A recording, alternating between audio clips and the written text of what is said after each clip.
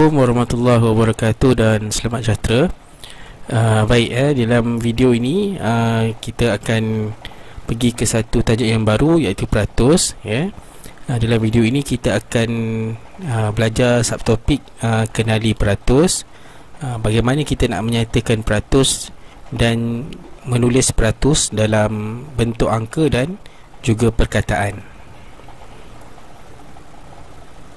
Okey, baik.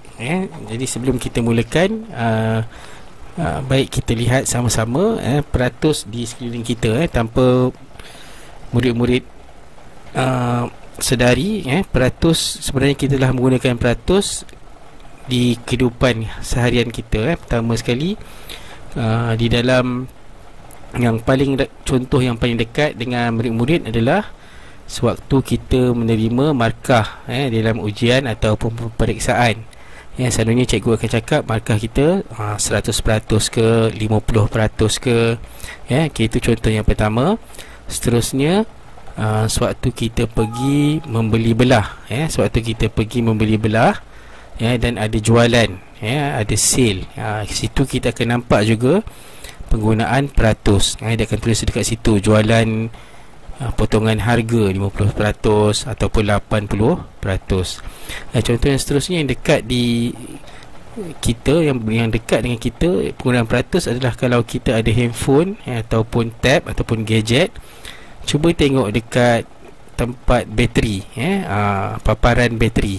Selalunya dia akan menggunakan simbol peratus, menunjukkan bateri itu ada berapa lagi kuasanya. Baik. Itu adalah penggunaan peratus di sekeliling kita sebagai permulaan. Baik, pertama sekali kita akan tengok macam mana simbol peratus. Simbol peratus adalah macam ni. Ada palang, lepas tu ada dua sifar, satu di atas, satu di bawah. Okey. Jadi peratus ni sebenarnya sama dengan per 100. Peratus tu adalah sama dengan per 100. Dipendekkan dia jadi peratus. Okey, baik. Jadi kita tengok satu contoh. Okey, ini adalah contoh peratus dalam bentuk angka. Macam mana kita nak sebut ni? Okey, cara kita nak sebut adalah 40%. Okey, kalau kita nak tulis dalam perkataan, kita tulis 40%. Baik. Macam yang cikgu tunjukkan di atas tadi, peratus sama dengan per 100. Jadi 40% ni juga kita boleh tukarkan kepada dalam bentuk pecahan menjadi 40%. Jadi 40% sama dengan 40%. Okey, kalau kita nak tuliskan dalam perkataan, macam di bawah tu, 40%. Maksudnya peratus kita boleh tukarkan kepada pecahan per 100 dengan mudah, tanpa melibatkan pengiraan. Okey, baik. Di sini cikgu ada kod petak 100. Satu petak dibagikan kepada 100 petak yang sama, dan cikgu ada lorikkan beberapa petak di situ. Okey, mari kita tengok contoh soalannya. Okey, berapakah peratus petak yang dilorik?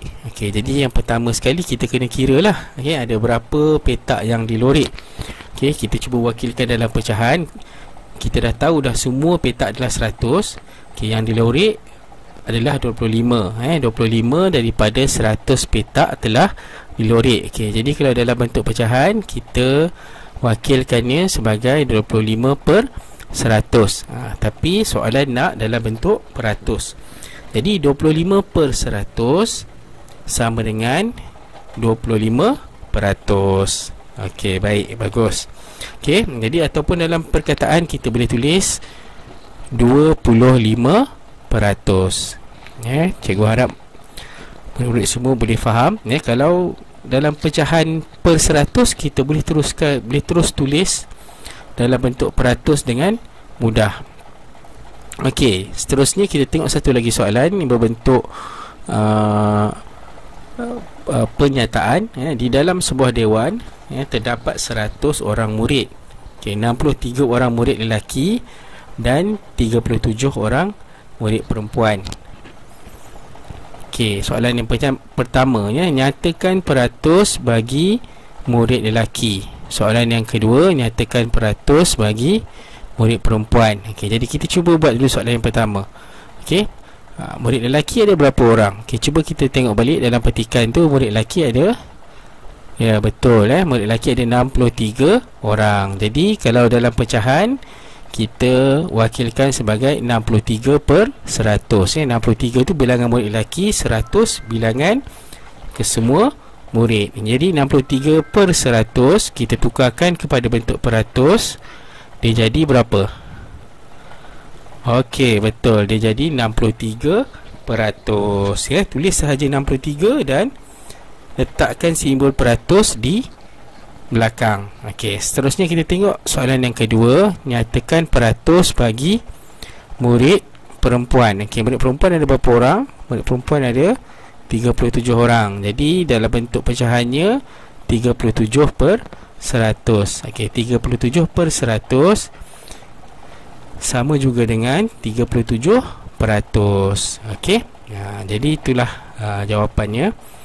Jadi cikgu harap murid-murid boleh faham. Ini adalah pengenalan ataupun ulang kaji sedikit tentang tajuk peratus sebelum kita pergi ke subtopik yang lain di dalam video yang seterusnya. Jadi ini sahaja daripada cikgu untuk kali ini. Sekian, terima kasih.